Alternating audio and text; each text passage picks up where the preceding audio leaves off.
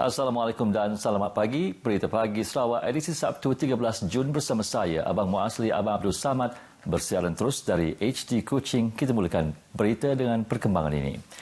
Meskipun gabungan Parti Sarawak GPS ialah rakan dalam Kerajaan Perikatan Nasional PN, namun GPS tetap sebuah parti politik berlainan. Ketua Menteri Datuk Petinggi Abang Johari Tun Oping merangkap pengerusi GPS memberitahu GPS tetap dengan polisi dahulukan Sarawak sekiranya pilihan raya umum diadakan pada bila-bila masa. I do not know when the election, but definitely everybody has to prepare for this election, and it depends very much on the situation. Kerana kita di dalam MCO, and we are very much guided by the Election Commission. Ditanya mengenai mengadakan pilihan raya umum negeri serentak, Datuk Petinggi Abang Johari berkata Sarawak mempunyai mandat sehingga Mei 2021 untuk tujuan tersebut.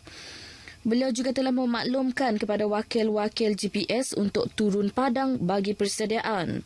Ketua Menteri memberitahu pemberita selepas mempengerusikan mesyuarat Majlis Tertinggi Parti Pesaka Bumi Putera Bersatu PBB kali ke-9 di Ibu Pejabat PBB di Kuching.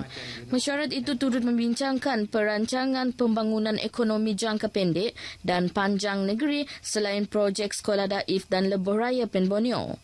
Sementara itu mengulas mengenai tuntutan cukai jualan negeri SST Kerajaan Negeri terhadap Petroleum Nasional Berhad Petronas dianggap selesai dengan perintah mahkamah. Beliau berkata masih terdapat beberapa prosedur mahkamah perlu dilalui untuk pembayaran dilakukan meskipun proses rayuan telah ditarik balik oleh Petronas. Jumlah anggaran untuk pembayaran setahun SST Petronas kepada Sarawak ialah sebanyak 2.8 bilion ringgit. Sukan dan rekreasi serta pusat kecantikan di negeri ini dibenarkan beroperasi semula 17 Jun ini. Keputusan itu dibuat selepas Jawatankuasa Pengurusan Bencana Negeri JPBN bermesyuarat dan membuat beberapa keputusan selaras dengan pelaksanaan Perintah Kawalan Pergerakan Pemulihan. JPBN menerusi kenyataan berkata pihaknya akan berhubung dengan Kementerian Belia dan Sukan dan juga Kementerian Kerajaan Tempatan dan Perumahan berkaitan dengan prosedur operasi standard secara lebih terperinci. Dalam pada itu, bagi guru-guru yang bertugas di bandar, mereka dikehendaki menjalani kuarantin kendiri di kediaman masing-masing selama 14 hari serta dikehendaki memakai wristband atau gelang tangan khas sepanjang tempoh kuarantin. Guru-guru yang bertugas di kawasan pedalaman, mereka juga dikehendaki menjalani tempoh kuarantin selama 14 hari di pusat kuarantin yang ditetapkan. Saringan COVID-19 akan dibuat kepada guru-guru pada hari ke-10 mereka dikuarantin. JPBN juga telah mengarahkan Jawatankuasa Sempadan Negeri untuk memperketatkan kawalan serta pergerakan di sempadan untuk memastikan tiada aktiviti pencerobohan secara haram. Sementara itu, bagi warga asing yang berada di negara ini sebelum Perintah Kawalan Pergerakan PKP bermula, mereka dibenarkan masuk ke Sarawak tanpa kuarantin tetapi perlu memohon kebenaran melalui JPBN. Manakala bagi warga asing yang masuk ke negara ini semasa PKP, mereka dibenarkan masuk ke Sarawak namun perlu memohon melalui JPBN dan wajib dikuarantin 14 hari dan kos ditanggung sendiri. Sementara itu, tiada kes positif COVID-19 direkodkan semalam sekaligus menjadikan jumlah keseluruhan kes positif kekal 556 kes. Tiada kes sembuh dicatatkan semalam, manakala 9 pesakit dalam siasatan dilaporkan dan 7 kes masih menunggu keputusan makmal. Dua wanita mengalami kerugian RM36,800 selepas ditipu sedikit pinjaman wang yang tidak wujud menerusi iklan pinjaman wang dalam talian. Ketua Jabatan Siasatan Jenayah Komersial JSJK Sarawak, Superintendent Maria Rasid memberitahu dua wanita terbabit yang berumur 25 tahun dan 22 tahun itu masing-masing dari Kota Semarahan dan Pedawan. Superintendent Maria mendedahkan bagi kes Kota Semarahan, mangsa yang bekerja di sebuah syarikat swasta ditipu sebanyak RM36,000. Mangsa telah diarah melakukan 16 transaksi termasuk pemindahan wang dan deposit tunai ke 4 akaun yang berbeza antara 31 Mei hingga 10 Jun lepas. Walau bagaimanapun, mangsa menyedari ditipu selepas suspek meminta bayaran tambahan namun tiada wang pinjaman diterima. Sementara bagi kes di Padawan, wanita berusia 22 tahun mengalami kerugian RM800 pada 8 Jun.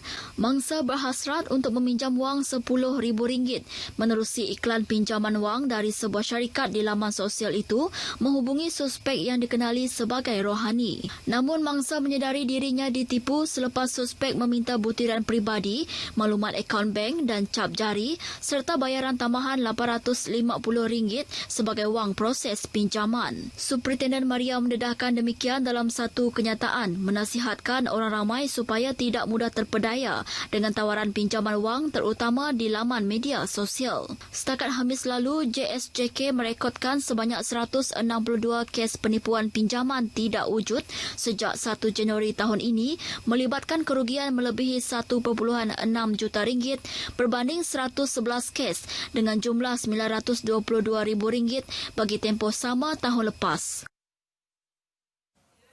Seorang ahli perniagaan mengaku tidak bersalah di Mahkamah Session di Kota Semerahan atas pertuduhan memberi rasuah wang tunai bernilai RM58,700 kepada seorang anggota polis pada Mac tahun lalu. Sikah Gelai, 57 tahun, dituduh memberi wang suapan kepada ASP Muhammad Mazlan Muhammad Arif untuk melepaskan dirinya daripada ditangkap kerana melakukan kesalahan memiliki barang tidak berkastam di bawah Seksyen 135-1-D Akta Kastam 1967. Sikah didakwa melakukan kesalahan itu di kediamannya di Kampung Tribosrian pada pukul 1 tengah hari 30 Mac tahun lepas. Pertuduhan dibuat mengikut Seksyen 17-B Akta Suruhanjaya Pencegahan Rasuah Malaysia SPRM 2009 yang membawa hukuman penjara sehingga 20 tahun dan denda 5 kali ganda nilai suapan atau RM10,000 atau mana-mana yang lebih tinggi jika sabit kesalahan.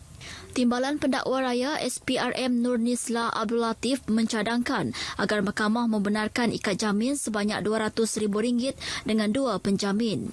Tertuduh yang diwakili peguam bagaimanapun merayu jaminan itu dikurangkan dengan mengemukakan beberapa alasan termasuk tertuduh telah memberi kerjasama dengan SPRM sejak hari pertama. Hakim Nixon Kennedy Kumbung bersetuju mengurangkan jaminan sehingga RM10,000 dengan seorang penjamin dan menetapkan 1 Julai depan untuk pengurusan kes serta 23 Julai 2020 untuk sebutan semula kes. Apa-apa jua langkah awal yang diambil oleh pihak sekolah bagi memastikan garis panduan pengoperasian semula sekolah pasca Perintah Kawalan Pergerakan PKPP dilaksanakan, ia perlu disusuli dengan pematuhan dan amalan kawalan kendiri yang tinggi dalam kalangan murid, pelajar serta sokongan ibu bapa. Ketua Pegawai Pendidikan Daerah Tatau Sebauh, Samri Suhaili, mahu semua pihak, khususnya golongan pelajar, kekal mengamalkan prosedur operasi standard SOP yang telah ditetapkan Kementerian Kesihatan. Kena kita berharap dengan bukanya sekolah untuk tingkatan 5 ni, apabila tidak berlaku apa-apa dan pelajar-pelajar yang lain akan turut dapat bergembira untuk kembali ke sekolah semula. Beliau yang melakukan tinjauan, pemantauan dan bimbingan persiapan Sekolah Menengah Kebangsaan SMK Sebauh menjelaskan langkah awal telah diambil oleh pihak PPD dan sekolah-sekolah di daerah Tatau Sebauh sejak 9 Jun lalu. SMK Sebauh mempunyai 137 pelajar tingkatan 5 yang akan dibahagikan kepada 10 buah kelas apabila dibuka 24 Jun ini. Sementara itu, usaha mengatasi isu loji kumbahan di sekolah tersebut yang telah rosak dan tidak berfungsi sedang dilakukan. Tapak kumbahan yang ada menghadapi kerosakan dan ini amat penting juga dalam keadaan masa sekarang di mana kebersihan begitu amat kita titik beratkan. Dan daripada lawatan pihak JKR Federal tadi, InsyaAllah mereka akan usahakan dalam masa tahun ini juga mereka kata akan usahakan apa yang lebih baiklah. Blok bangunan SMK Sebau di Tapak Baharu itu mula digunakan sejak tahun 2010 mengalami beberapa mendapan tanah.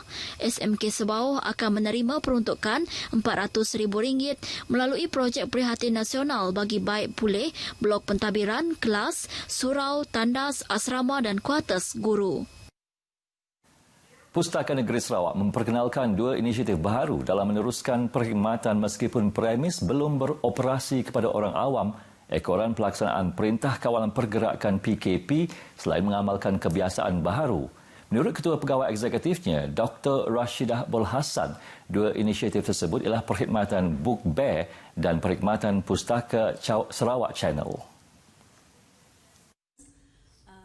Jelas Dr. Rashidah, perkhidmatan Book Bear bertujuan menyediakan peminjaman dan pemulangan buku dengan lebih berkesan secara dalam talian yang mula dilaksanakan semalam. Sementara itu, perkhidmatan Pustaka Sarawak Channel yang bersiaran selama 2 jam sehari menerusi saluran YouTube akan menyiarkan program antaranya ceramah komuniti, bicara pustakawan dan bicara karya. Dr. Rashidah memberitahu demikian dalam sidang media di Kuching. Pada majlis sama, beliau juga menyerahkan Pustaka in a Box kepada 10 buah sekolah terpilih di daerah Semerahan, Lundu, Padawan, Simunjan, Serian dan Bau.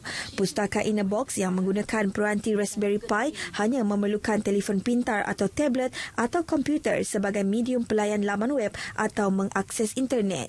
Ia juga memberi peluang kepada sekolah yang tidak mempunyai akses internet untuk mempelbagaikan sumber pendidikan.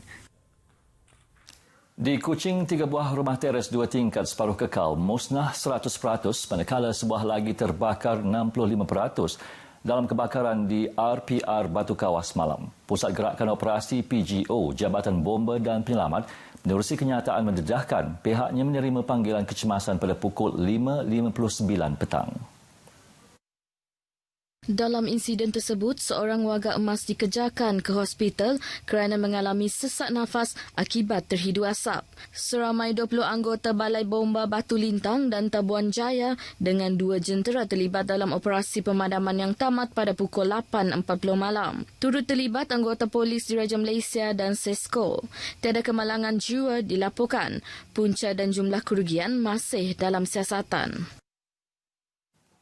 Sekian berita pagi Sarawak. Teruskan kesetiaan anda bersama kami di RTM. Bersama kita menjaga kebersihan diri pada tahap yang optimum. Saya Abang Muazli Abang Abdul Samad. Assalamualaikum dan jumpa lagi.